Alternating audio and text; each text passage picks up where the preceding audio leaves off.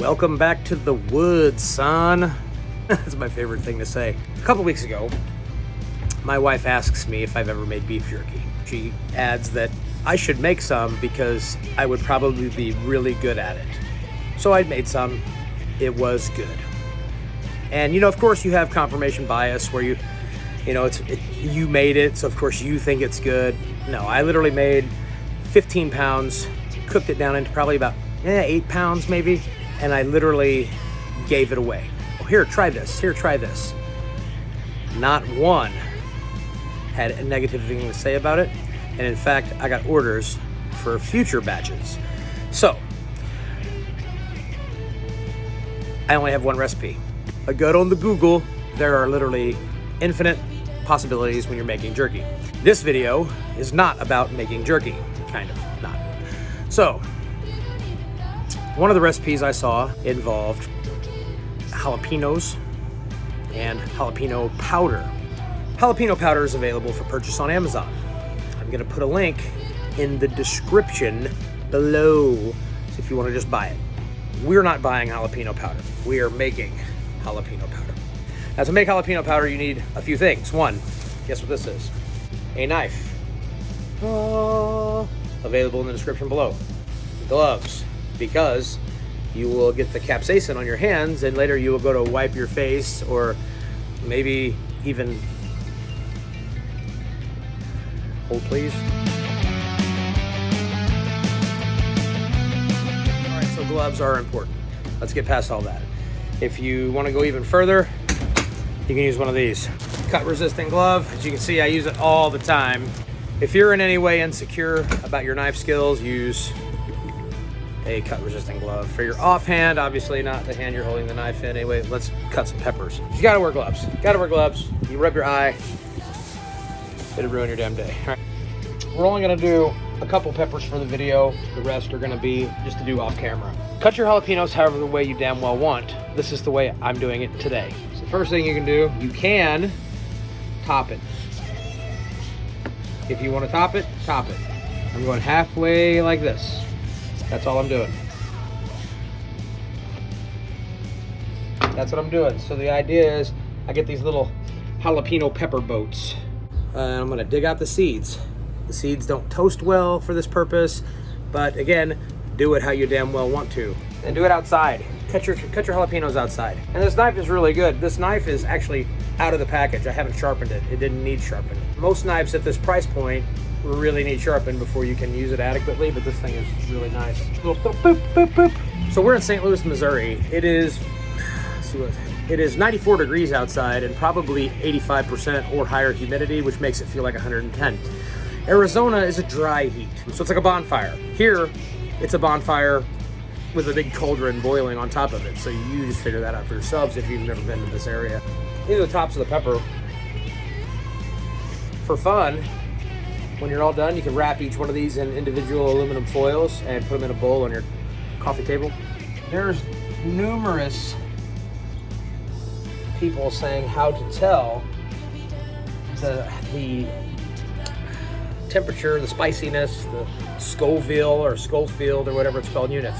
So you have a pointy end and a rounded end. So I'm told the pointy end means it's hotter than the rounded end. But I really don't know, so if you know, leave it in the comments below. Some other way that you've been taught how to tell the difference, what's spicier or not, okay? All right, so the only reason that we slice them in half long ways is just so we can get to the seeds. You do you and take your seeds out or leave them in. I'm taking them out. It creates textural issues. I rinse these off in the sink and just use my thumbs and just push the seeds out down the disposal, never to be seen again. You don't get to see that part because it's boring. You finish seeding your jalapenos. You are splashed with water from rinsing them off. However you do it, whatever it is, you do you. Let's talk about equipment. We're making smoked jalapeno powder. You may use any grill, any smoker, your oven, or a dehydrator. Obviously, you're gonna have some issues with smoked when you use a dehydrator. We are using a pellet smoker. Okay, done complaining about that? Great. Now, back to the pellet smoker. I have a commercial cook shack, FEC 120. about 190 degrees. This is another thing that's about all these videos that you'll see. Use whatever equipment you have. If you have a charcoal grill, you can do this on a charcoal grill. It should be done 4 to 6 hours. Use whatever equipment you have. That's just gonna dictate volume and capacity of the batch. Here's my batch. I'll show you how much I've got in a hotel pan. Now that's only 3.5 pounds. So I'm not the barbecue equipment police. Use a pellet smoker, use an offset smoker, use a charcoal smoker, use a pop-up trash can smoker, pit barrel cooker, Traeger, whatever. Use whatever you got. It doesn't matter. It doesn't even matter. Well, let's be clear, I only watched like 2 or 3 videos on this topic. We have commercial smoking equipment.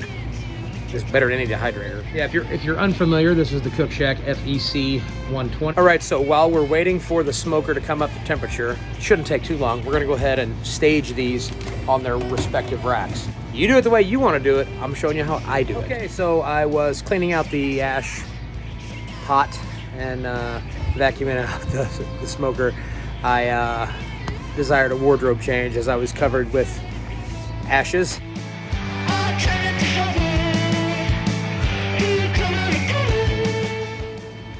When you put your jalapenos on the rack, put them like an upside down boat. That way the little boat doesn't fill up with the juice and it actually dehydrates faster. I'm guessing you could probably save at least an hour. I've got them all loaded up and ready to go. Temperature's good. Hey Siri, set a timer for 3 hours. I'm anticipating 4 to 6 hours. We'll be right back instantaneously. 3, 2, 1. Huh, it didn't work.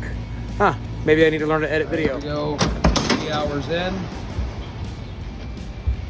They are dried out a lot, but they're still flexible. They're still bendy. And you don't want them bendy, you want them to be brittle, so. Not yet. Okay, 5 hours in. Still a little bit of bend. We want them to be more dry than that. Yeah, some of these are ready, some are not. Yeah, so you want it to crack in half, just like that. We are close. Yeah. Yeah, that's absolutely ready. So after 5 hours, they're done.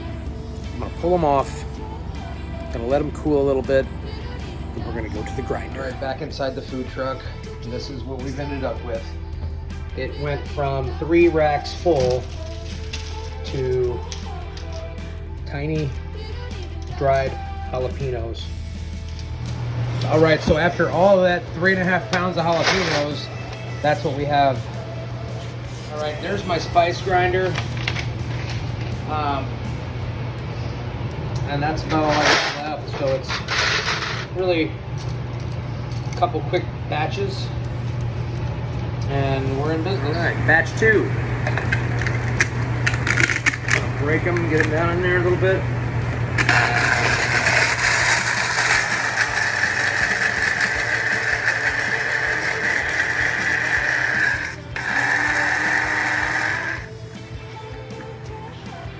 Breathe it in too much, I'll tell you what, like getting pepper sprayed. Now put the first batch back in.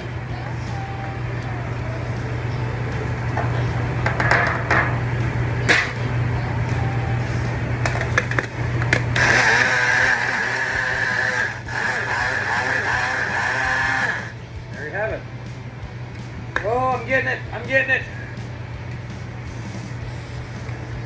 So,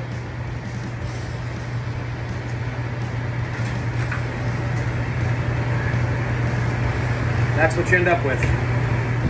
3.5 pounds of jalapenos.